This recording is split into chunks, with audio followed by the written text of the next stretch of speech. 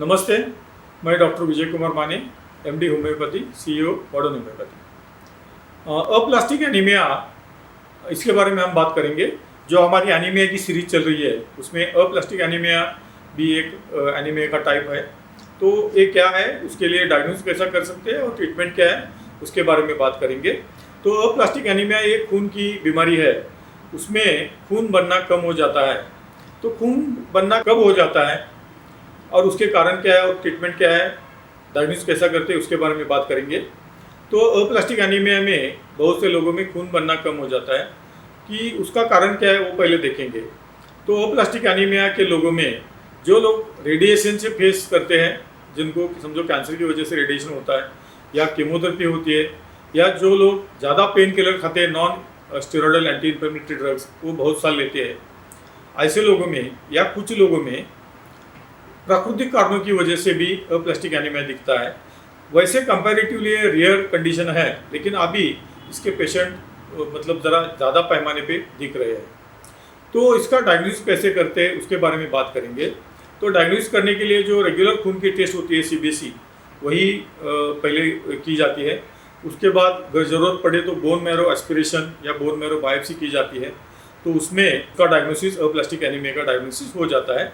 Exact कौन सा type का अप्लास्टिक एनीमिया है या दूसरा कोई सब टाइप है या दूसरा कोई कारण है, उसका डायग्नोसिस वो टेस्ट में हो जाता है। तो लक्षण क्या दिखते हैं उसके बारे में बात करेंगे। तो अप्लास्टिक एनीमिया में ज़्यादा मात्रा पे खून की कमी होती है, तो सांस फूलना या भाप लगना या पल्पिटेशन ऑफ चेस्ट मतलब हृदय की गति बढ़ाना, चक्कर आना, ज़्यादा फटीग या वीकनेस आना, या paleness of various body part जैसे कि जीभ, आईज, नाखून। तो इससे पता चलता है कि ये व्यक्ति में एनीमिया है, और जो खून की और बोन मैरो की टेस्ट करने के बाद पता चलता है कि इसको अप्लास्टिक एनीमिया है। कुछ बार एक्सरे निकालने पड़ते हैं, सोनोग्राफी निकालने पड़ती है। सस्पिशियस केसेस में सिटी स्कैन, एब्डोमेन, पेल्विस और चेस्ट का निकालना पड़ता है। तो यही टेस्ट से अप्लास्टिक एनीमिया का डायग्नोसिस हो जाता है। तो ट्रीटमेंट के बारे में हम बात करेंगे। तो ट्रीटमेंट क्या होती है, कन्वेंशनल ट्रीटमेंट में उसका कारण ढूंढ के उसके लिए ट्रीटमेंट की जाती है। कुछ बार ब्लड ट्रांसफ्यूजन करने की ज़रूरत पड़ती है।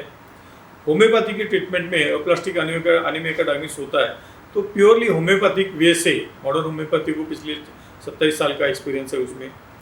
तो मॉडर्न होम्योपैथी की वजह से ट्रीटमेंट से हम ट्रीटमेंट कर सकते हैं। उसके लिए curative line of treatment modern homeopathy के पास अवेलेबल है, तो उसी ट्रीटमेंट से हम ट्रीट कर सकते हैं और उसमें सक्सेस भी पा सकते हैं।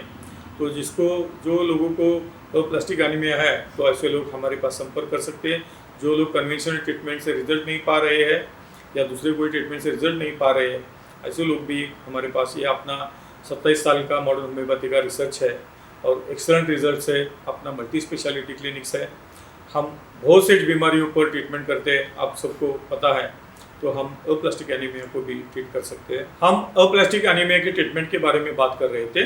तो कन्वेंशनल लाइफ में क्या ट्रीटमेंट है इसके बारे में बात करेंगे। जैसे मैंने बता दिया कि ब्लड ट्रांसप्लांट करना पड़ता है, जैसे कि रेड से ब्लड सेल का ट्रांसप्लांट करना पड़ता है या प्लेटलेट का ट्रांसप्लांट करना पड़ता है, या दोनों का भी ट्रांसप्लांट करने की ज़रूरत है अगर बहुत ज़्यादा बड़े पैमाने पे खून की कमी हो, अप्लास्टिक एनीमिया ज़्यादा बड़े पैमाने पे हो तो ब्लड ट्रांसप्लांट करने की ज़रूरत पड़ती है। दूसरी बात, कन्वेंशनल ट्रीटमेंट में कुछ ऐसे ड्रग है जैसे कि इम्यूनोसप्रेसेंट है, तो कुछ लोगों में इम्यूनोसप्रेसेंट ड्रग वो देते हैं, कुछ लोगों में बोन मैरो स्टिमुलेंस ड्रग देते हैं, कुछ पेशेंट में एंटीबायोटिक्स और एंटीवायरल भी देते हैं। ये जो है कन्वेंशनल लाइन ऑफ ट्रीटमेंट है। अगर कन्वेंशनल, कुछ पेशेंट में केमोथेरेपी भी देते हैं। अगर कन्वेंशनल लाइन ऑफ ट्रीटमेंट से फ़र्क ना पड़ता हो तो मॉडर्न होम्योपैथी की तरफ आ सकते हो। मॉडर्न होम्योपैथी का जो लाइन ऑफ ट्रीटमेंट है ये रिसर्च बेस्ड है, पिछले 27 साल का रिसर्च का ट्रीटमेंट है।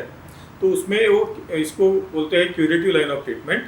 बाकी के होम्योपैथी में और हमारे ट्रीटमेंट में ये फ़र्क है कि आउट ऑफ 10 9 पेशेंट को हमारी ट्रीटमेंट से फ़र्क पड़ जाता है, और यूजुअली पहले 8 या 15 दिन से फ़र्क पड़ना शुरू हो जाता है। कन्वेंशनल होम्योपैथिक ट्रीटमेंट में बहुत बार ट्रायल और एरर किया जाता है। आउट ऑफ 10 1 या 2 पेशेंट को ही फ़र्क दिखता है। यही फ़र्क मॉडर्न होम्योपैथी में और conventional line of homeopathic treatment में है, और यही फ़र्क conventional line of allopathic treatment और मॉडर्न होम्योपैथी में है।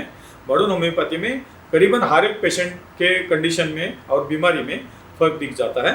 इसीलिए मैं आपको सजेस्ट करूंगा कि आप मॉडर्न होम्योपैथी की ट्रीटमेंट आपको लगे कि ये सही है, आप कंफर्म कर सकते हो और आपको लगता है कि ये सही है तो मॉडर्न होम्योपैथी का ट्रीटमेंट आप शुरू कर सकते हो। नमस्ते, फिर बात करेंगे फिर एक एनीमिया के साथ उसके ट्रीटमेंट, डायग्नोसिस और लक्षण क्या होते हैं उसके बारे में भी बात करेंगे अगले एपिसोड।